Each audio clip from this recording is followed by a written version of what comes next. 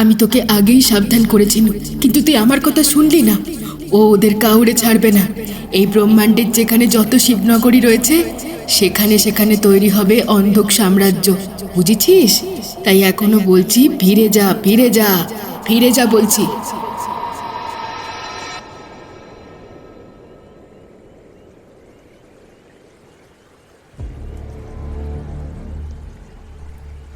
রাতের দ্বিতীয় প্রহর, নিঝুম শ্মশান ঘাট। জনমনীষীর ছায়া তো দূর, একটা শেয়াল কুকুরেরও অবধি দেখা নেই। নদীর জল স্রোতের বিপরীতে বইছে। আমি, শ্যামনিধি, তিরুপুরোহিত আর বিভূতি বসে রয়েছি নিভন্ত যজ্ঞকুণ্ডের সামনে।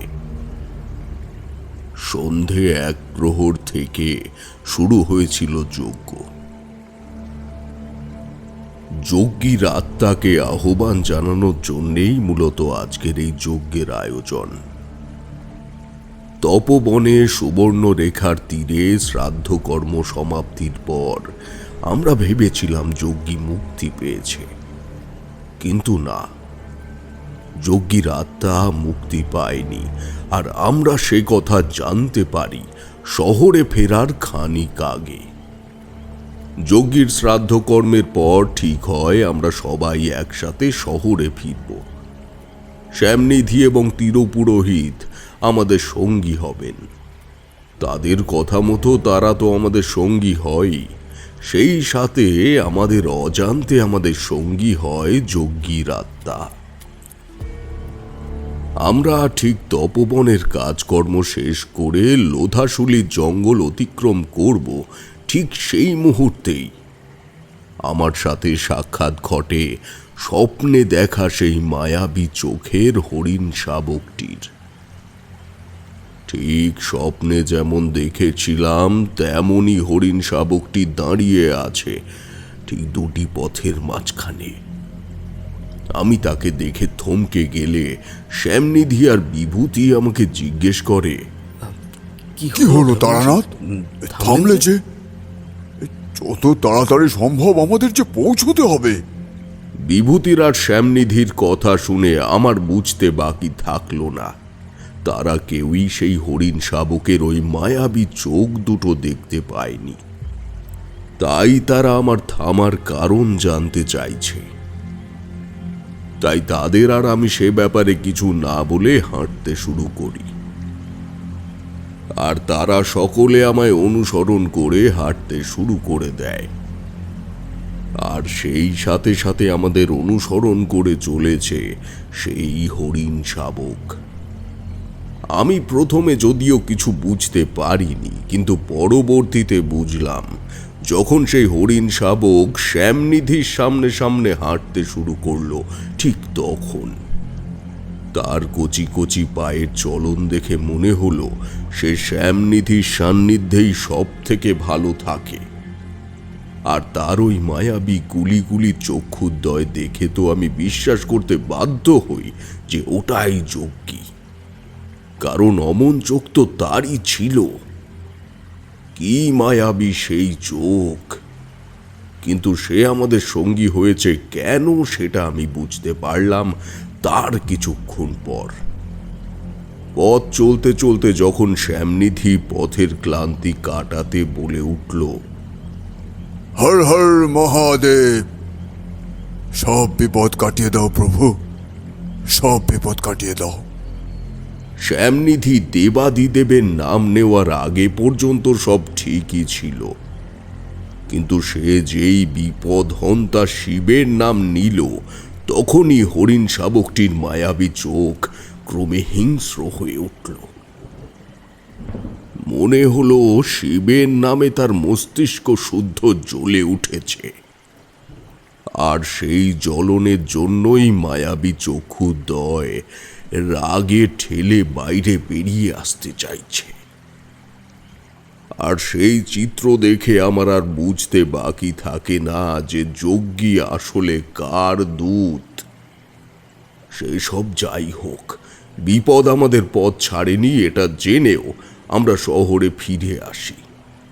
ফিরে শ্যামনিধিকে সবটা জানানোর পর শ্যামনিধি বলতে শুরু করে। নতুন নতুন সাধু মুনি ঋষিরা সাধনার জন্য মাঝে মধ্যেই তপবনে আসে। সেই সময় তারা আমার কুটিরেও আসে। আরেকজন সাধকের কুটিরে অন্যান্য সাধকরা আসবে, সেটাই তো স্বাভাবিক, তাই না? হ্যাঁ, আপাত দৃষ্টিতে তা সত্যিই স্বাভাবিক, কিন্তু তোমার কুটিরে যে বা যিনি এসেছিলেন তিনি প্রকৃত সাধক ছিলেন না, তাই বলতে চাইছো তো? বলতে চাইছি না তারানাথ, বলছি ওই করালি মুনি সাধক ছিল না, ও ছিল একটা নরপিশাচ। ওই তো আমার কন্যাকে অন্ধকের রাজ্যে নিয়ে গেছে। জানো তারানাথ, আমার মেয়ের দেহের সদ্গতি পর্যন্ত হয়নি।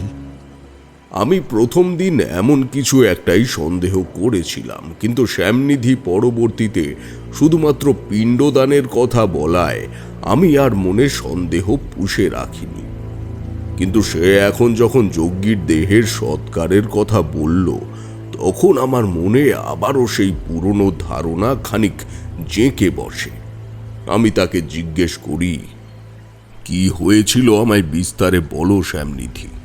কিভাবে মৃত্যু হয়েছিল তোমার কন্যা যজ্ঞীর? যজ্ঞীর মৃতদেহ কি তুমি খুঁজে পেয়েছিলে? একের পর এক প্রশ্ন বানে শ্যামনিধি একেবারে চুপ। কিন্তু এত কিছু শোনার পরে বিভূতি তো বিস্ময়ে অভিভূত। আর তিরুপুরোহিত কৌতূহলের বশে অবাক কণ্ঠে বলেই ফেলে, শ্যামনিধি, এত কিছু ঘটে গেছে, তুমি একটিবার আমাকে এসবের বিন্দুমাত্র জানালে না। তিরুপুরোহিতের কথায় স্পষ্ট অভিমান। তাই সেই মানভঞ্জনের দায়িত্ব শ্যামনিধিকেই নিতে হয়। সে বলে, এই তুমি বিশ্বাস করো ভাই, আমি তোমাকে জানাতাম, সত্যি জানাতাম, কিন্তু কিন্তু সে সুযোগই তো পাইনি। একদিন দ্বীপ প্রহরে আমি রামেশ্বর শিব মন্দিরে যাচ্ছিলাম, আর সেই পথেই আমি শুনতে পাই ওই করালি মুনি গভীর জঙ্গলে বসে অন্ধকের নাম জপ করে চলেছে। তখনই আমি বুঝতে পারি সে আসলে কোনো সাধক নয়, সে একজন অন্ধক অনুরাগী। সেদিন সেই ক্ষণে বুঝতে পারার পরেই আমি কুটিরে ফিরে আমার আশ্রমের পুরোটাই মন্ত্র বলে বেঁধে ফেলার চেষ্টায় ব্রতী হই। কিন্তু আশ্চর্য ব্যাপার হলো, কোনোভাবেই সমগ্র আশ্রমকে আমি বাঁধতে পারি না। তবে হার মানিনি আমি। অনেক চেষ্টার পরে আমি আমার পর্ণ কুটিরটাকেই শুধুমাত্র মন্ত্র বলে বাঁধতে পেরেছিলাম। আর যজ্ঞীকেও বলেছিলাম সে যেন সবসময় এই কুটিরের মধ্যেই থাকে, কেউ ডাকলেও যেন সে বাইরে না বের হয়। কিন্তু ওই যে ভাগ্যের ফের, আমি এত কিছু ভাবার আগেই ওই নরপিশাচ আমার কন্যাকে বশ করে ফেলেছিল। আমি বারবার বারণ করার পরেও সে সেই বিকেল থেকে এই সন্ধে হব সময় সেই অন্ধকের অনুরাগী ওই করাল মুনির প্রেমময় ডাকে কুটির থেকে বাইরে বের হয়। আর সেই বের হওয়াটাই ওর জীবনের সব থেকে বড় ভুল। সে কুটির থেকে বাইরে বের হওয়ার পরেই ওই নরপিশাচ আমার মেয়েকে নিজের বশে করে নেয়। ওর উদ্দেশ্য ছিল অন্ধকের সাম্রাজ্য তৈরির জন্য নিজের উত্তরাধিকার। কিন্তু আমার কন্যা যজ্ঞী পিশাচ শক্তির বীজ ধারণ করতে রাজি না হওয়ায় সে ওই সন্ধ্যেতেই আমার কন্যাকে শেষ করে দেয়। আমি যখন সন্ধেবেলা কুটিরে এসে পৌঁছাই, তখন যজ্ঞীকে আর খুঁজে পাই না। অনেক খোঁজার পর যখন আবার বাড়ির পশ্চিম দিকে যেখানে সূর্যের আলো ঠিক করে পৌঁছায় না, সেইখানটাতে পৌঁছাই, দেখি একটা পাথরের উপর শুধু তার পরনের ছেঁড়া শাড়িটা। সেই স্থানে শাড়িটা ওই অবস্থায় পড়ে থাকতে দেখে আমি বুঝে যাই আমার কন্যা যজ্ঞী অন্ধক রাজ্যের অধিবাসী হয়ে গেছে। তবে প্রথমে আমি বুঝতে পারিনি যে তাকে হত্যা করেছে। সেদিনের পর আমি চেষ্টা করেছিলাম যে তাকে ওই জগৎ থেকে উদ্ধার করব, কিন্তু কিন্তু যখন শুনলাম যজ্ঞে গায়ের লোকেদের সাথে কথা বলছে, তাদের দেখা দিচ্ছে, তখন আমি বুঝে যাই যজ্ঞী আর বেঁচে নেই। তবে আমি সে কথা কাউকে জানাইনি, তার কারণ এই গায়ের লোকেরা এই গায়ে ঘটতে থাকা সমস্ত ঘটনায় বেশ ভয় পেয়েছিল। তারপর যদি শুনতো যে যজ্ঞীর আত্মা তাদের দেখা দিচ্ছে, তাহলে তো তারা আরো ভয় পেয়ে যেত। আমি সেই কারণেই কিছু বলিনি কাউকে। তবে বিশ্বাস করো তিরু, আমি তোমাকে বলতাম, মানে অন্তত তোমাকে বলতাম। সেদিন যখন লোধাশুলির জঙ্গলে বংশী পিয়াল গাছের খোঁজে যাচ্ছিলাম, তখনই ঠিক করেছিলাম আমি তোমাকে সব বলে দেব, কিন্তু সে আর হলো কোথায়? ওই দাঁড় কাকের ডাকে আমরা দিকভ্রষ্ট হয়ে পথ হারালাম। ব্যাস, তারপর যা ঘটেছে তার সবই তো তুমি জানো। যজ্ঞীর মৃত্যুর কারণ শুনে আমি অঙ্কের হিসেবটা মেলাতে পারি, কিন্তু বিভূতি সে তো ভয়ে কাঁটা। তবে একটা বিষয়ে সে খানিকটা নিশ্চিন্ত হয়েছে, আর সেটাই তাড়াতাড়ি সবার সামনে বলে ফেলে। তার মানে আমাদের কিশোরীর কিছু হয়নি, তাই তো? কারণ সে তো কই যজ্ঞীর মতো আমাদের দেখা দিচ্ছে না। তাকেও যদি যজ্ঞীর মতো শেষ করে দিত, তাহলে তো সেও আমাদের সাথে দেখা করতে আসতো, তাই না? হ্যাঁ, সেই কথা তো তোমাকে আমি আগেই বলেছিলাম, তাই না? কিশোরীকে ওরা বন্দি করলেও ওকে ওরা প্রাণে মারেনি, আর সেটাই আমাদের গুরু বল। সবই তো বুঝলাম ঠাকুরমশাই, কিন্তু এখন আমরা কিভাবে উদ্ধার করব কিশোরীকে? কিশোরী কোথায় তা তো আমরা জানি না।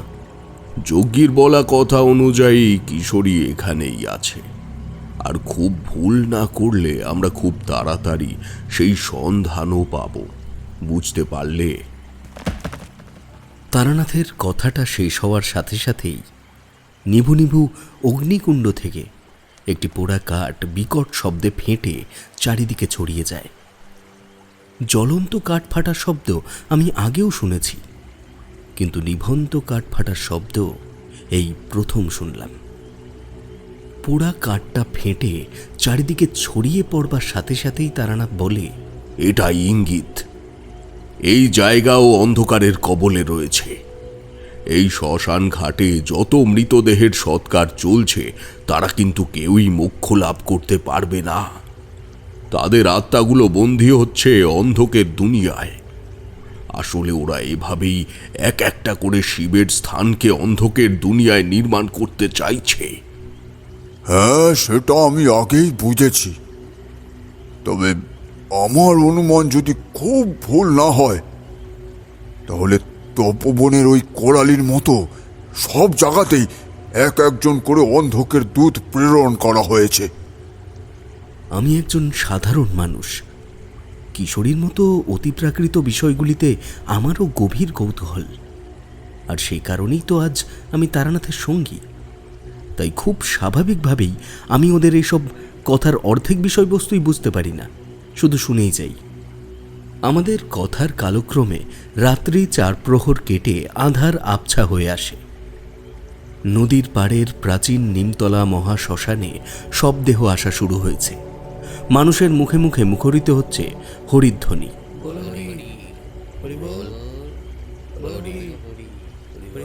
লোকমুখে শুনেছি বহু অলৌকিক ঘটনার সাক্ষী এই নিমতলা মহাশ্মশান এবং ভূতনাথ মন্দির, কিন্তু সেই রকমই কোনো ঘটনার সাক্ষী হয়ে যে আমি রয়ে যাব, সেটা কখনোই ভাবিনি। আমি এসব ভেবে চলেছি, তার মধ্যেই তারানাথ বলে, চলো সকলে, এখন কিছুক্ষণের জন্য আমরা বিশ্রাম নিই। সামনেই আমার এক বন্ধুর বাড়ি। খানিক বিশ্রাম না নিলে মাথার জট খুলে উপায় বের হবে না, বুঝেছ? তারানাথের কথা শুনে তিরু পুরোহিত একটা দীর্ঘ নিঃশ্বাস ফেলে বললেন, একেবারে ঠিক কথা বলেছেন ঠাকুর মশাই। সারা রাতের যজ্ঞের পর সবার একটু বিশ্রাম দরকার, কথা ঠিক। কিন্তু শ্যামনিধি আর আমার মন কোনো এক কারণে এই স্থান ছেড়ে যেতে চায় না। কিন্তু না চাইলেও গুটি গুটি পায়ে তারানাথের সাথে এগোচ্ছি তার বন্ধুর বাড়ির দিকে। ঠিক সেই সময়ে একজন ভিখারিণী পাশ দিয়ে যেতে যেতে বলে গেল, গেরুন লাগবে, ঘোর গেরুন, অন্ধকারে ঢেকে যাবে সব। এই একই কথা বলতে বলতে সেই ভিখারিণী এগিয়ে যাচ্ছে সামনের দিকে। তার সেই কথা শুনে আমি কিছু না বুঝতে পারলেও তারানাথ বুঝতে পারে, তাই সাথে সাথে শ্যামনিধিকে জিজ্ঞেস করে, সামনের অমাবস্যায় সূর্যগ্রহণ লাগবে, তাই তো শ্যামনিধি? অমাবস্যা? কই না তো, সামনে তো পূর্ণিমা। তবে এটা জানতে হবে যে পূর্ণিমাতে কোনো গ্রহণ আছে কিনা।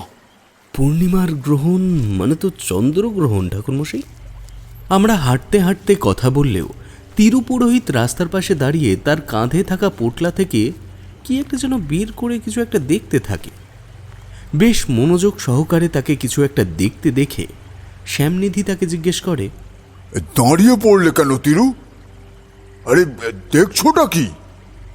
শ্যামনিধির কথার সোজাসুজি জবাব না দিয়ে তিরুপুরোহিত আপন মনেই বলে, গ্রহণ তো রয়েছেই, পূর্ণগ্রাস চন্দ্রগ্রহণ। পরশু রাত্রি দ্বিতীয় প্রহর যখন তৃতীয় প্রহরে প্রবেশ করবে, ঠিক সেই মুহূর্তে চন্দ্র রক্তলাল হয়ে উঠবে। আর সেটাই সঠিক সময় কিশোরীকে উদ্ধার করার। কিন্তু তার আগে আমাকে একবার মধুসুন্দরী দেবীর ধ্যানে বসতে হবে, অনেক কিছু জানার আছে।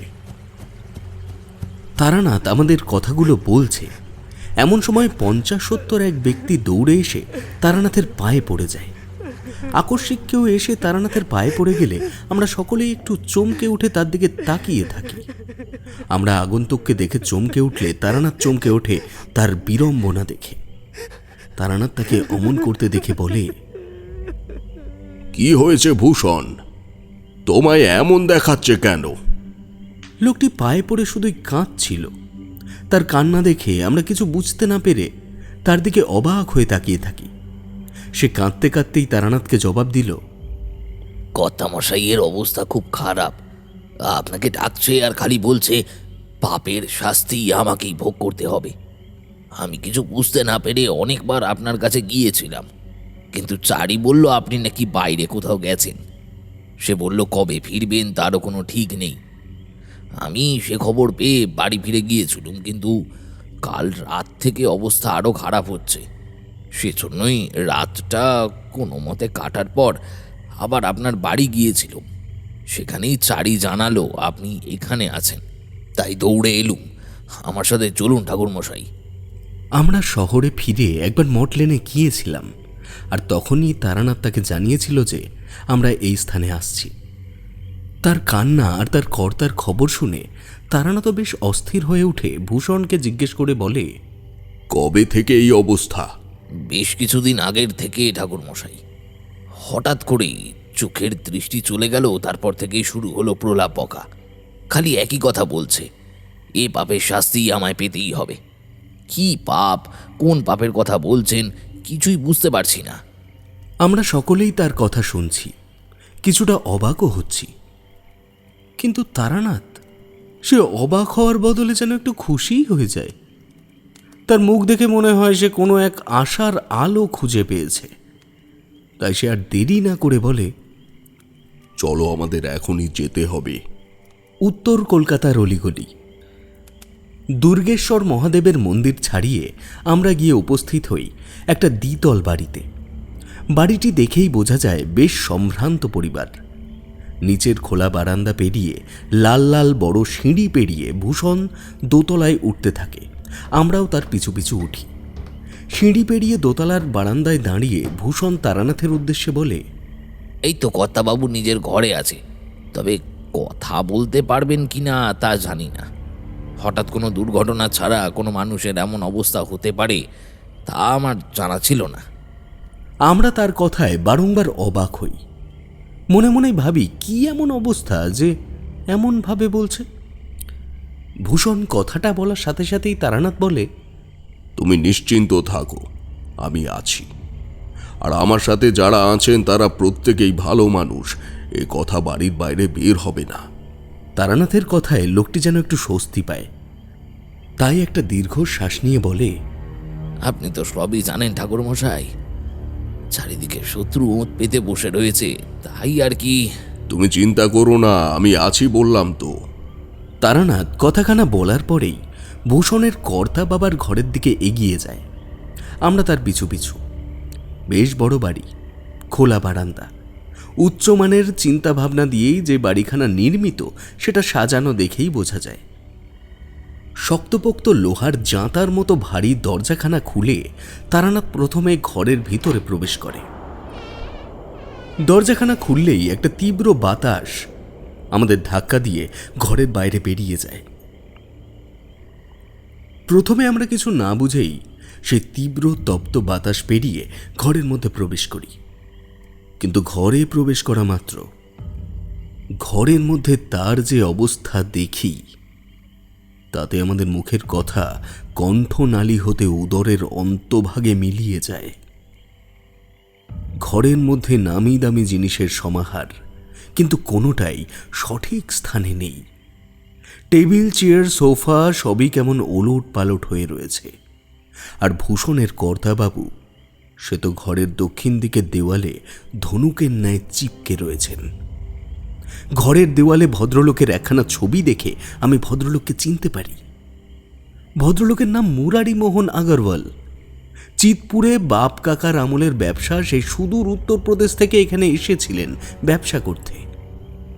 বাড়ির লোকের সাথে সমস্যা হওয়ায় এখানে একাই একজন চাকরকে নিয়ে থাকতেন। মাঝের মধ্যে বাড়িতে গিয়ে বউ বাচ্চার সাথে দেখা করে আসতেন আর কি।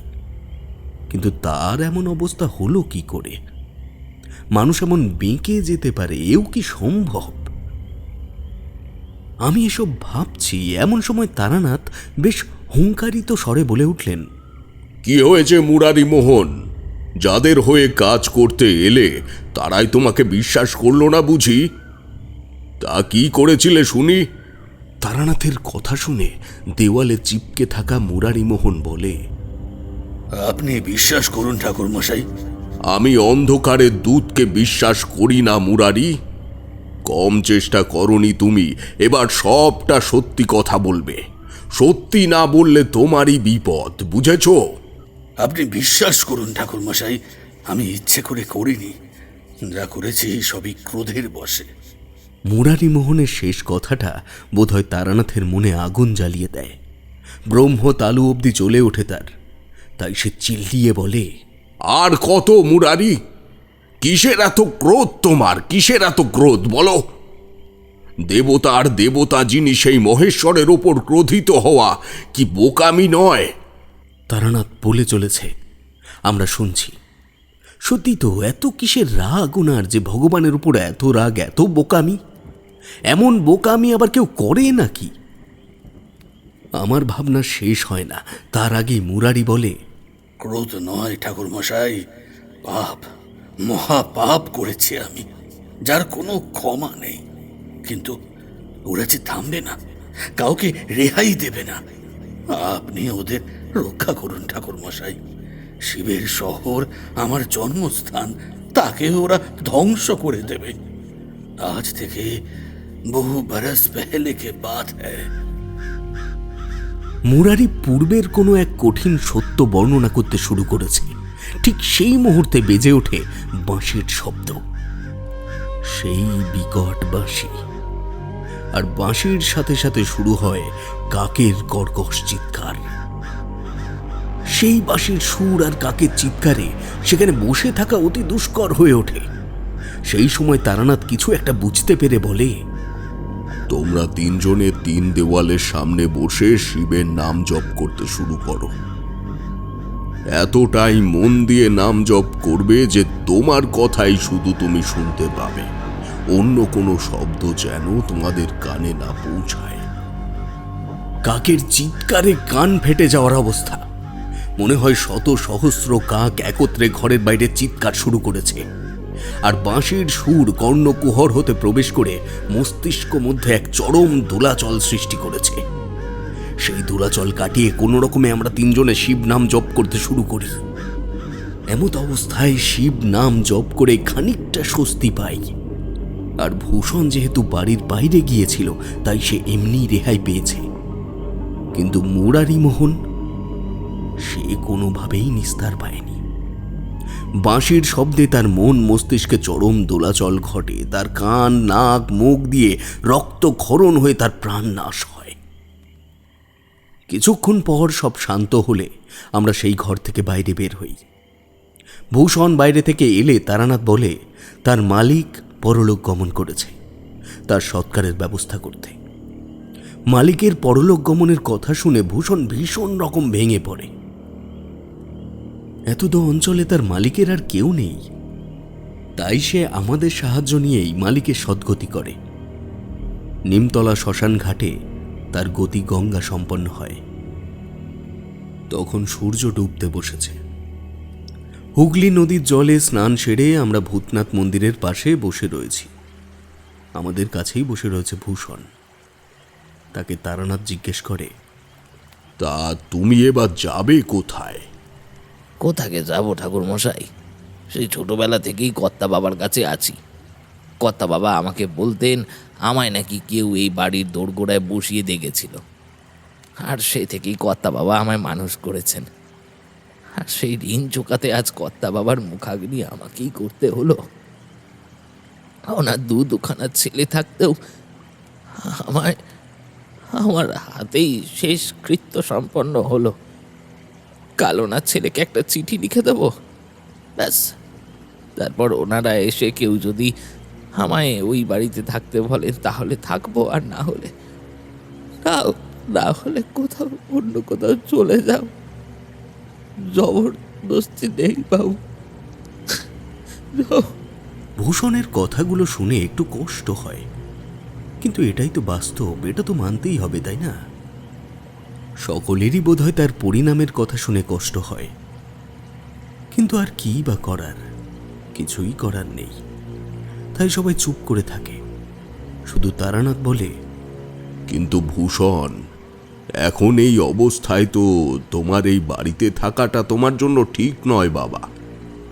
এই বাড়িতে এখন বাস করছে অন্ধকার, আর এটাও তো বুঝতে পারলাম না মুরারি অন্ধকারের দূত হওয়া সত্ত্বেও তার ক্ষতি কেন করলো ওরা।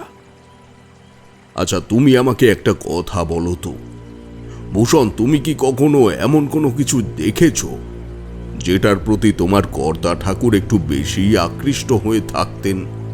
মানে অন্তত জীবনের এই শেষ কয়েকদিন ওই জিনিসটার প্রতি একটু বেশি পাগল হয়েছিলেন।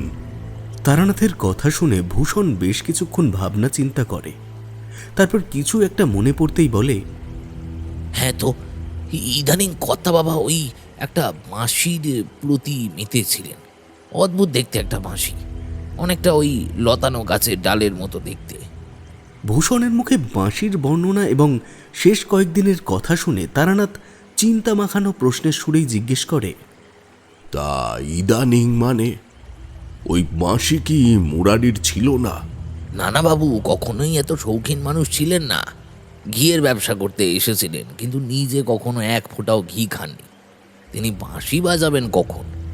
শেষ কয়েকদিন যাবৎ বাবুর কাছে কারা সব আসতো, মানে অদ্ভুত সব লোক, কারোর চোখ মুখ দেখা যেত না, কালো রঙের চাদরে মোড়ানো তাদের পুরো শরীর। আমি অনেকবার বাবুকে জিজ্ঞেস করেছি এরা কারা। বাবু খালি আমার কথা এড়িয়ে যেতেন, আর আমায় বাড়ির বাইরে কোনো না কোনো একটা কাজে পাঠিয়ে দিতেন। তাদের মধ্যেই একজন বাবুকে একদিন দুপুরবেলায় এসে ওই অদ্ভুত বাঁশিটা দিয়ে গেছিল, আর সেই থেকেই সেই বাঁশিটা বাবুর কাছে রয়ে গেছে। শুধু রয়েই যায়নি, বাঁশিটা বাবুর খুব প্রিয় হয়ে উঠেছিল। এই কয়েকদিনের মধ্যে নিজের ঘরে নিজের পালঙ্কের আশেপাশেই রাখতেন ওই বাঁশিকে। তারপর রাতে, একদম গভীর রাতে ওই বাঁশি কে বাজাতেন। রাতে আমি বহুবার শুনেছি। ঘুমের আগে ওই বাঁশি শুনলে খালি আমার মনে হতো যে গোটা শরীর দুলে উঠছে। রাতে বাঁশির শব্দ প্রথম প্রথম যখন ঘুম হতো না, আমি তখন পরদিন সকালে জানতে চাইতাম। তখন বাবু খালি বলতো, ওই তো আমার বেঁচে থাকার একমাত্র কারণ। কথাগুলো বলতো আর ওই বাঁশির দিকে তাকিয়ে থাকতো। কিন্তু শেষবার যখন ওই রকম একজন যখন বাবুর কাছে এলো, তখনের পর থেকে আমি বাবুকে বাঁশির দিকে তাকিয়ে থাকতে দেখিনি। তিনি আর বাঁশি বাজিয়েছিলেন বলেও আমার মনে পড়ে না। আর কদিন আগে তো হঠাৎ করেই একদিন সন্ধেবেলা বাবু আমাকে বললেন উনি আর চোখে দেখতে পাচ্ছেন না। ভূষণের কথা শুনে তারানাথের ভাবনা আরো গভীর হয়। শ্যামনিধিও অন্তগামী সূর্যের দিকে তাকিয়ে ভেবে চলেছে। আর তিরপুরোহিত, সে আমাদের পাশে বসেই চোখ বন্ধ করে ভগবান শিবের নাম জপ করছেন। তার হাতে রয়েছে রুদ্রাক্ষের মালা। সন্ধে হব হব সকলেই সন্ধ্যের আঁধারকে সঙ্গী করে ভেবে চলেছে একের পর এক কি হবে এই বিষয় নিয়ে। তখনই তারানাথ ভাবনার জগৎ থেকে বেরিয়ে এসে বলে, তুমি একবার আমাকে তোমার ওই বাড়িতে নিয়ে যেতে পারো ভূষণ? আমার ওই বাঁশিটা খুব দরকার। ওটাই যে সুর আছে ও প্রাণঘাতী। ও যদি ওভাবেই ওখানে রয়ে যায় তাহলে সর্বনাশ ঘটে যাবে। আমাকে এখনই ওখানে যেতে হবে একবার। তার যেমন কথা তেমনই কাজ। কথাটা বলার পরেই তারানাথ উঠে দাঁড়িয়ে পড়ে। মন আর শরীর দুই ক্লান্ত হওয়ায় ভূষণের উঠে দাঁড়াতে একটু সময় লাগে, কিন্তু সে তবুও উঠে দাঁড়িয়ে বলে, হ্যাঁ, চলুন। নিমতলা ঘাট মহাশ্মশান আবারও সন্ধ্যার আঁধারে পুরোপুরি ঢেকে যায়। নদীর স্রোতের ন্যায় একটি দিন রাত কিভাবে পার হয়ে গেল তা কিছুতেই টের পাওয়া গেল না। যদিও কাল থেকে সময়ের হিসেব কারণ নেই, সকলের মনে খালি একটাই সংকল্প, সমস্ত খারাপকে সরিয়ে কিশোরীকে ফিরিয়ে নিয়ে আসা। তাই আমি কিছুতেই তারানাথকে ভূষণের সাথে একা ছাড়তে রাজি হই না। তারানাথ আমার নাছরবান্দাগিরিতে একটু বিরক্ত হলেও শ্যামনিধি তাকে যথেষ্ট বুঝিয়ে বলে, তুমি হয়তো একা একা যাবে বলেই মন অস্থির করেছ, কিন্তু দেখো তারানাথ, আমরা সকলেই তো এখন শিরে সংক্রান্তি অবস্থায় রয়েছি। তাই কিছুতেই তোমাকে একা ছাড়তে মন চাইছে না বাবু। তুমি আর দয়া করে আপত্তি করো না। নিমতলা মহা শ্মশান ঘাট পেরিয়ে আমরা চারজনে এগিয়ে চলি। আকাশে পূর্ণচন্দ্র। একদিন পরেই রঙের উৎসব। ফাঁকা জায়গায় দোলের আগের রাতে চাঁচড়ের ব্যবস্থা হয়েছে। আর কিছুটা পরে সব পুরোহিতেরা মন্ত্র বললেই পাড়ার সব চুটকে পুঁচকে দল সেই চাঁচড়ে আগুন দেবে। দুর্গেশ্বর শিব মন্দিরকে পিছনে ফেলে আর কিছুটা এগোতেই বাম দিকের মাঠে দেখলুম একটা চাঁচড়ে আগুন দেওয়া হয়েছে। সেখানকার ছেলেমেয়েরা হাততালি দিতে দিতে বলছে,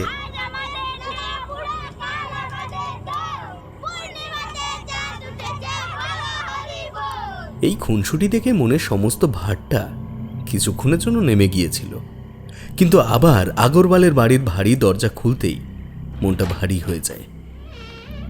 একদা তপ্ত বাতাস আমাদের ঘিরে ধরে, কিন্তু কিছু তো নেই করার। তাই আমরা তারানাথের পিছু পিছু উপরে যাই।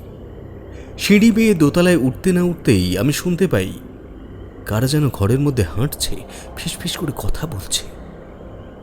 আমি হয়তো তারানাথকে একটু জোর করেই জিজ্ঞেস করে ফেলতাম এসবের কারণ, কিন্তু তারানাথ আমার অভিব্যক্তি দেখে আমায় হাত দেখিয়ে থামিয়ে দেয়। তাই আমি আর কিছু জিজ্ঞেস করি না, শুধু তারানাথকে অনুসরণ করতে থাকি। তারানাথ ঘরের দরজা খুলে ভেতরে প্রবেশ করে আর আমরা তার পিছু পিছু। ঘরের মধ্যে প্রবেশ করতেই আচমকা ঘরের দরজাটা বিকট শব্দে বন্ধ হয়ে যায়। ঘরে জ্বলতে থাকা টিমটিমে বিজলি বাতি দপদপ করে ওঠে। আমরা সকলেই মনে মনে শিবের নাম জপ করে চলেছি, কিন্তু যখন ঘরের মধ্যে অসুরের বাস, তখন তুমি যত যাই করো কিছুতেই কিছু হওয়ার নয়। তাই তো শিব নাম ভজনের পরেও সেই বাঁশির শব্দ শুনতে পাওয়া যায়। তারানাথ জোর কণ্ঠে বলে, তোমরা কানে হাত দাও। কিন্তু হাত দিয়ে কিছুই হয় না। ওই সুর সর্পের লেজের ন্যায় মস্তিষ্কের কোঠরে কোঠরে পৌঁছে যায়। ক্ষণিকের জন্য চোখটা বন্ধ হয়ে যায়। তারপর যখন আমরা চোখ খুলি তখন দেখলাম এক অতি পুরনো গলিতে হাঁটছি। অদ্ভুতভাবে আমার শরীরে এক উষ্ণ বাতাস খেলে বেড়াচ্ছে। কিশোরী আমার পাশে, কিন্তু সেই বাকি সকলের মতো গায়ে মাথায় কালো চাদর জড়িয়ে রয়েছে। আমি কিশোরীকে কত ডাকলাম, জোরে কণ্ঠে চিল্লিয়ে যাচ্ছি, কিশোরী, কিশোরী দাঁড়াও, দাঁড়াও কিশোরী, কিন্তু তবুও সে সাড়া দেয় না। আমি যত তাকে ডাকতে ডাকতে তার পিছু পিছু হেঁটে যাই, সে তত সামনের দিকে এগিয়ে যায়। আমি স্পষ্ট দেখতে পাই একেবারে অন্ধকার রাস্তা, কিন্তু চেনা একটু হেঁটে আসার পর আমি চিনতে পারি সেই রাস্তা। নিজেই নিজেকে বলি, এ তো দুর্গেশ্বর মন্দিরে যাওয়ার রাস্তা। কিছুটা এগিয়েই চোখে পড়ে ভূতনাথ মন্দিরে যাওয়ার রাস্তাটা। কিশোরী তখনও হেঁটে চলেছে। আমি তাকে গলা ফাটিয়ে ডেকে চলেছি, কোনো কিছুতেই সে সাড়া দেয় না। সে না সাড়া দিক, কিন্তু তবুও আমি তাকে ডাকি, কিশোরী, কিশোরী কোথায় যাচ্ছ? কিশোরী শুনে যাও, শুনে যাও, আমার কথা শুনে যাও, এদিকে কিশোরী, কিশোরী দাঁড়াও। নিমতলা শ্মশান ঘাটের পর ভূতনাথ মন্দির পেরিয়ে আমরা গিয়ে উপস্থিত হই হুগলি নদীর পাড়ে। আমি নদীর পাড়ে গিয়ে তাকে আটকাবার চেষ্টা করি। সে তার আগেই নদীতে ঝাঁপ দেয়। আমি অনেক চেষ্টা করেও তাকে আটকাতে পারলাম না। আমি জলে ঝাঁপ দেওয়ার চেষ্টা করি, কিন্তু তার আগে আমি অনুভব করি কেউ একটা আমার হাতটা শক্ত করে ধরে রেখেছে। আমি বুঝতে পেরে পিছু ফিরে তাকাই। তাকিয়ে আমি দেখি কোথায় নদীর ঘাট। আমি তো মুরারি মোহনের দোতলার বারান্দায় পড়ে আছি, আর তারানাথ মহামৃত্যুঞ্জয় মন্ত্র পাঠ করছে। ওম ত্রম্বকং যজামহে সুগন্ধিম পুষ্টিবর্ধনম উর্বারুকমিব বন্ধনান। আমার পাশে ভূষণ ও জ্ঞান হারিয়ে অবচেতন হয়ে পড়ে রয়েছে। শ্যামনিধি তার মাথাটা নিজের কোলের উপরে রেখে নিজ ভঙ্গিতে ওম নমঃ শিবায় মন্ত্রটা পাঠ করে চলেছে। ওম নমঃ শিবায়, ওম নমঃ শিবায়। আমি অবাক হওয়ার চেয়ে একটু বেশি ভয়ই পাই। ভয় পেয়ে তটস্থ হয়ে জিজ্ঞেস করি, কি হয়েছে ওর? তারানাথ কিছু জবাব দেয় না। শ্যামনিধি শুধু বলে, আমাদের ভাগ্য অনেক ভালো, তাই এখনো আমরা প্রাণে বেঁচে রয়েছি। নইলে নইলে ওই বাঁশি থেকে যে মরণ সুর নির্গত হচ্ছিল, তাতে এতক্ষণে আমাদের প্রাণ নাশ হওয়ার কথা। শ্যামনিধির কথা শুনতে শুনতেই আমি খেয়াল করি ওদের তিনজনেরও কান দিয়ে ফোঁটা ফোঁটা রক্ত নির্গত হয়েছে। সেটা দেখে আমি ভয়ে কাঁটা হয়ে যাই। তারানাথের উদ্দেশ্যে বলি, আপনাদের কান থেকেও যে রক্ত নির্গত হয়েছে, বাঁশির এত ক্ষমতা যে নাক কান দিয়ে রক্ত নির্গত হচ্ছে। এ বাঁশি অন্ধকের জগতের। এই বাঁশির মৃদু সুর মানব মনকে বশ করে, আর তীব্র সুর মানব মস্তিষ্ককে ভিতর থেকে নিঃশেষ করে দেয়। তার মানে এটা অন্ধকের বশীকরণ বাঁশি। আর মুরারি মোহনকে অন্ধকের জগৎ থেকে এই বাঁশি দেওয়া হয়েছিল এখানের মানুষজন অন্ধকের জগতে নিয়ে যাওয়ার জন্যে। তার মানে তপবনের করালির মতো এখানে মুরারি অন্ধকের জগতের দূত। একেবারে ঠিক বলেছ, কিন্তু এটা কিছুতেই বুঝতে পারছি না যে মুরারি অন্ধকের জগতের লোক হওয়া সত্ত্বেও তারা কেন নিজের দলের অনুসরণকারীকে এভাবে হত্যা করল। তারানাথ ভাবনায় মশগুল হয়ে কথাগুলো বলছে ঠিকই। তখন শ্যামনিধি বলে, নিশ্চয়ই মুরারি কোনো একটা কারণে অমত জানিয়েছিল, আর সেই কারণেই ওরা এমন করেছে। না হলে তো এমন হওয়ার কথা নয়। যাই হোক, তুমি বাঁশিটা তো উদ্ধার করলে, এটাই অনেক। বলছিলাম, এটা নিয়ে এবার কি করবে ভেবেছো? তারানাথ এতক্ষণ মুরারি মোহনেরই কথা ভাবছিল, কিন্তু তার মাঝে বাঁশির কথা উঠতেই তার ভাবনার ছন্দপতন ঘটে এবং সে বলে, বাঁশিটা তো পেয়েছি, আর আজ যজ্ঞকুণ্ডে এই বাঁশিটা আহুতি দেওয়ার পরেই অন্ধকারের হাত থেকে এই ভূতের রাজার ধাম ভূতনাথ মন্দির এবং নিমতলা শ্মশান ঘাট মুক্তি পাবে। এখানে সৎকার হওয়া সমস্ত আত্মারা মুক্তি পাবে অন্ধকের দুনিয়া থেকে। তবে যজ্ঞের সময় কিন্তু নানান রকম উৎপাত শুরু হবে, কিন্তু কোনো দিকে কান দিলে কিংবা যজ্ঞস্থল থেকে উঠে গেলে যজ্ঞ বিনষ্ট হয়ে যাবে। এ ব্যাপারটা খেয়াল রেখো, এটা কিন্তু সবাইকে মনে রাখতে হবে। আমাদের কথাবার্তার মধ্যে ভূষণের জ্ঞান ফিরে আসে। প্রথমে সে বুঝতে পারে না সে কোথায় আছে। সে বেহুশ অবস্থায় দেখার স্বপ্নে ভয়ে কুঁকড়ে আছে দেখে তারানাথ তাকে বলে, বাঁশির সুর তোমাদের মস্তিষ্ক প্রকোষ্ঠকে নিজের আয়ত্তে নিতে চেয়েছিল, সেই কারণেই তোমরা অমন স্বপ্ন দেখেছ। যা দেখেছ তা নিজের মনেই রাখো। এখন এখান থেকে চলো, আমাদের এখানে থাকাটা মোটেই নিরাপদ নয়, বুঝলে? তারানাথ কথাগুলো বলার সাথে সাথেই আমরা সেখান থেকে বেরিয়ে আসি। কিন্তু আমার মনে ঘুরছে এক বিরাট প্রশ্ন, যে আমরা কতক্ষণ বেহুশ ছিলাম? আমাদের বেহুশ অবস্থায় কি তাহলে? তাই মনের দোলাচলকে মুক্তি দেওয়ার জন্যেই আমি একটু কিন্তু বোধ করে জিজ্ঞেস করি, আজই যজ্ঞ? তারানাথ তখন সেই প্রশ্নের উত্তর না দিলেও তিরুপুরোহিত আমার প্রশ্নের উত্তর দেয়। বাঁশির সম্মোহনী সুরে তোমরা গোটা একদিন বেহুঁশ ছিলে। ঠাকুর মশাই আর শ্যামনিধি নিরন্তর মহাদেবের নাম জপ করে তোমাদের জ্ঞান ফিরিয়েছে। মুরারিমোহনের বাড়ি থেকে যখন বের হই তখন সবে বিকেল পার হয়ে আঁধার নেমেছে। তাই আমার বুঝতে একটু দেরিই হয় যে মাঝে একটা গোটা দিন কেটে গেছে ঘোরের মধ্যে। তাই আর বেশি কিছু ভাবি না, হাঁটতে শুরু করি। ল্যাম্পপোস্টের বিজলি বাতিগুলো অদ্ভুতভাবেই বন্ধ হয়ে রয়েছে আজ। তবে সেগুলো বন্ধ হয়ে থাকলেও আকাশে আজ গোল রুটির মতো পূর্ণ চন্দ্র অবস্থান করছে, আর তার আলোতেই আমরা এগিয়ে চলেছি নিমতলা শ্মশান ঘাটের উদ্দেশ্যে। কিছুক্ষণের মধ্যে আমরা শ্মশান ঘাটে পৌঁছে যাই, কিন্তু সেখানে পৌঁছেই সম্মুখীন হতে হয় এক বিপদের। একদল লোক এক কম বয়সী নারীর সৎকার করতে এসেছে, কিন্তু কোনোভাবেই মহিলার মুখাগ্নি করা সম্ভব হচ্ছে না। পাটকাঠি কিছুতেই জ্বলছে না। বৈষ্ণব ব্রাহ্মণ ভয়ে অনেক আগেই তাদের উল্টোপাল্টা বলে সেখান থেকে চলে গেছে। তাই তাদের শোরগোল দেখে আমরা সেখানে যাই, আর তাদের বিপদ দেখে তারানাথ অনেক চেষ্টা করে অগ্নি প্রজ্বলনের। শেষ পর্যন্ত অগ্নি প্রজ্বলনের জন্য অদ্ভুত এক মন্ত্র পড়তে শুরু করলে অদ্ভুতভাবে দুলে ওঠে পায়ের তলার মাটি। বেশ কিছুক্ষণ কম্পনের পর হঠাৎ জলোচ্ছ্বাসে হুগলি নদীর জল শ্মশানের ভূমি স্পর্শ করে।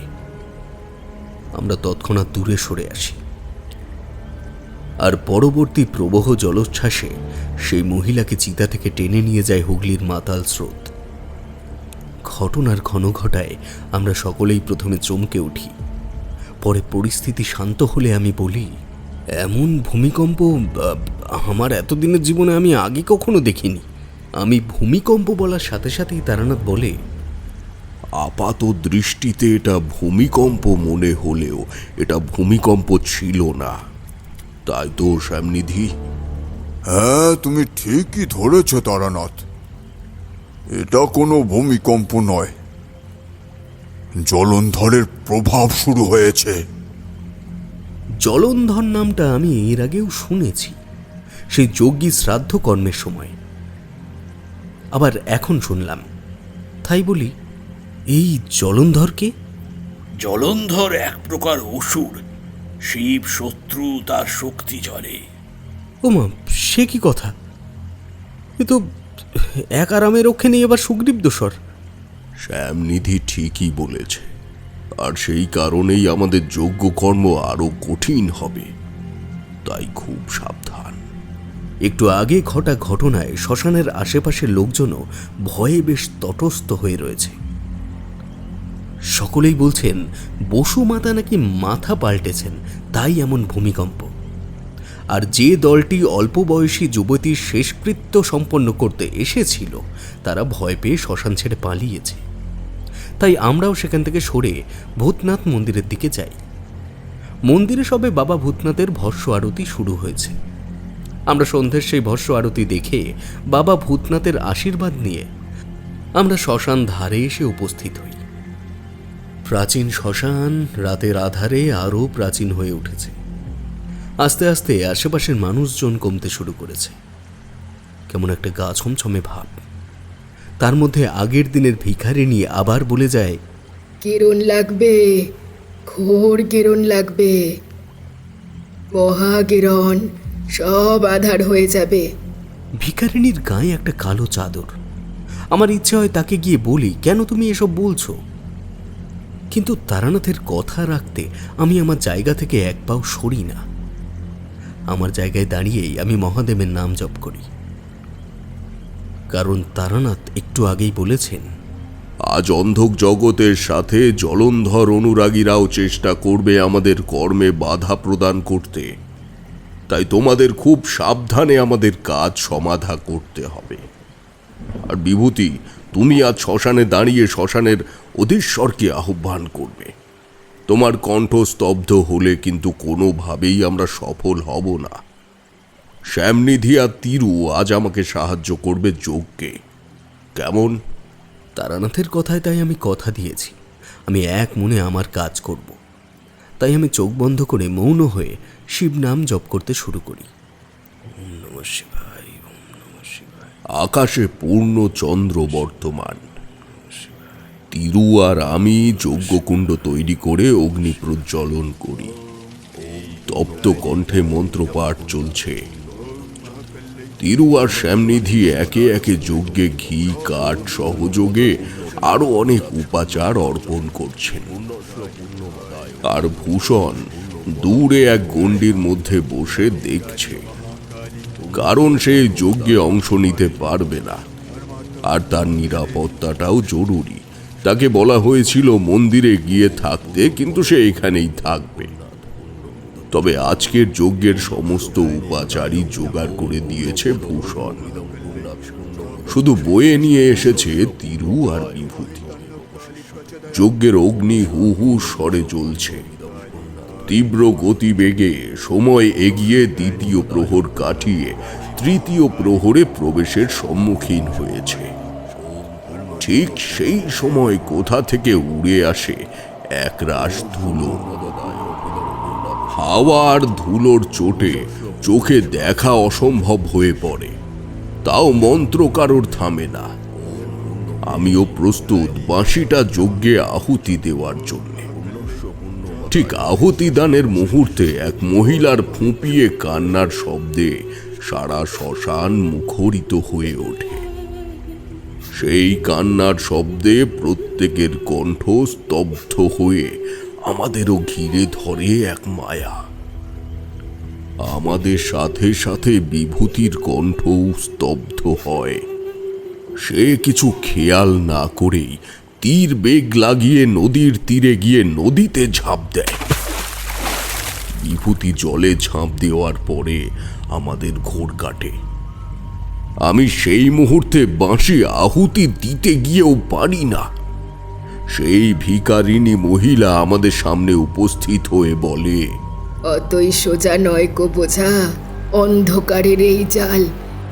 অন্তিমপুর খুঁজতে গেলে যা শিবের আদিধাম, সেখানেতেই সর্বপ্রথম তৈরি হয়েছে অসুরদয়ের রাজ। সেই পুরনো শহর মুক্ত হলে বাঁচবে সবার প্রাণ। মহিলা ধাঁধা বলার সাথে সাথেই যজ্ঞের অগ্নিকুণ্ডে নিজেকে আহুতি দেয়। জ্বলন্ত অগ্নিতে পুড়তে পুড়তেই বলে, পাপের শাস্তি আমি পেয়েছি প্রভু, ওদের তুমি বাঁচাও। হর হর মহাদেব। যজ্ঞ তো শেষই হয় না, উল্টে পথ আরো কঠিন হয়। কিশোরীর সাথে সাথে বিভূতিও এখন অসুর শক্তির কবলে। তার সাথে সাথে সমগ্র মানব জাতি ধ্বংসের মুখে। তাই আমি গঙ্গার দিকে তাকিয়ে দাঁড়িয়ে আছি। এমন সময় ভূষণ বলে, এবার কি হবে ঠাকুর মশাই? কর্তা বাবার আত্মা মুক্তি পাবে না? নিশ্চয়ই পাবে। আর তার জন্য তো তোমার সাহায্য একান্ত দরকার। শ্যামনিধি তার কাছে সাহায্য চাওয়ায় সে অবাক নয়নে আমার দিকে তাকিয়ে থাকে। তাকে ওভাবে তাকাতে দেখে আমি তাকে বলি, শিবের আদি শহর, তোমার কর্তা বাবুর বাড়িতে যেতে হবে ভূষণ। সেখান থেকেই শুরু এই সমস্যার। তুমি যাবে তো? হ্যাঁ, নিশ্চয়ই যাব। ভূষণের সাথে শ্যামনিধি আর তিরুপুরোহিত বলে, ও ও একা নয়, আমরা সবাই আমরা যাব। সবাই যাব। তারাও এই যাত্রায় একত্রিত হতে চায়। সেই কথা শুনে আমি বলি, বেশ, চলো, শেষটা দেখেই আসি। কে যেতে, অন্ধকার নাকি আলো?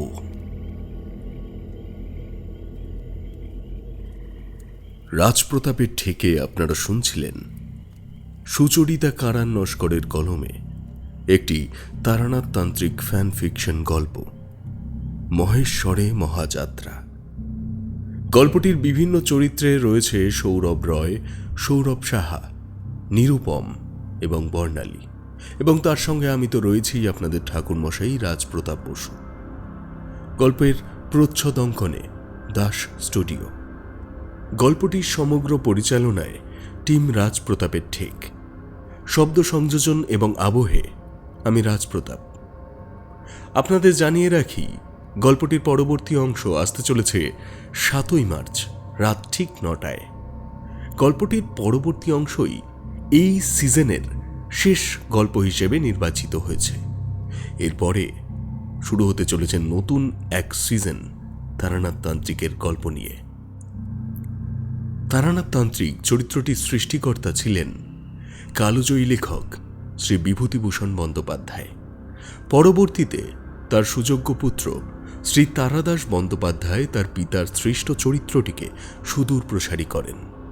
তাদের হাত ধরেই আমরা পেয়েছি বাংলা সাহিত্যের এই অভাবনীয় একটি চরিত্রকে, যেই চরিত্রটিকে নিয়ে নির্মিত ফ্যানফিকশন আপনাদের একান্তভাবে প্রিয়। রাজপ্রতাপের ঠেককে আপনারা এভাবে সমর্থন করছেন, তার জন্য আমরা অন্তর থেকে কৃতজ্ঞ।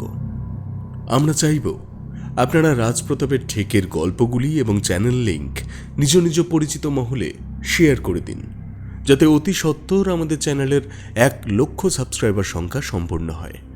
এবং আপনারা তো জানেনই, 1 লক্ষ সাবস্ক্রাইবার সংখ্যার সঙ্গে সঙ্গে থাকতে চলেছে বেশ কয়েকটি নতুন চমক। তার মধ্যে প্রজেক্ট পাসিং শো সিজন 8 সহ আরও বেশ কিছু চমক আপনারা পেতে চলেছেন। তবে 2টি চমকের নাম আমি আপাতত আপনাদের জানিয়ে রাখছি। যেমন প্রজেক্ট পাসিং শো সিজন 8 সহ শুরু হতে চলেছে আমাদের একটি নতুন প্রচেষ্টা, অর্থাৎ আপনাদের প্রিয় তারানাথ তান্ত্রিকের অর্থাৎ ঠাকুরমশাইয়ের কণ্ঠে একটি অ্যানিমেশন চ্যানেল। যে অ্যানিমেশন চ্যানেল অন্য 5টি অ্যানিমেশন চ্যানেলের মতো আমরা করতে চাইছি না। সে চ্যানেলে সমস্ত গল্পের সিনেমাটোগ্রাফি আপনারা একেবারে যেভাবে শুনছেন সেভাবেই পেতে চলেছেন। অর্থাৎ বড় গল্প আসতে চলেছে অ্যানিমেশনের মাধ্যমে, কোনো 10-15 মিনিটের গল্প নয়। তার মধ্যে অবশ্যই থাকবে আপনাদের বহু পরিচিত এবং শুনে ফেলা প্রজেক্ট পাসিং শো সিজন 1 থেকে একেবারে সিজন 7 পর্যন্ত। এতদিন তো শুনে এসেছেন, এবার আপনারা পেতে চলেছেন দেখবার সুযোগ। এবং শুধু আপনারা নয়, আপনাদের বাড়ির বয়স জ্যেষ্ঠ এবং বয়স কনিষ্ঠ প্রত্যেকেই মন জয় করতে চলেছে তারানাথ তান্ত্রিক। তো আর দেরি কেন, খুব শীঘ্রই আমাদের চ্যানেলটিকে 1 লক্ষ সাবস্ক্রাইবার হতে সমর্থন করুন। গল্প ভালো লাগলে কমেন্টের মাধ্যমে জানান এবং পরবর্তী গল্প আসা পর্যন্ত অপেক্ষা করুন। আগত দোল উৎসবের জন্য সবাইকে জানাই প্রীতি শুভেচ্ছা। সেফলি রং খেলুন এবং দয়া করে অবলা প্রাণীদের রং লাগাবেন না। ধন্যবাদ। সঙ্গে থাকুন, শুনতে থাকুন রাজপ্রতাপের ঠেক।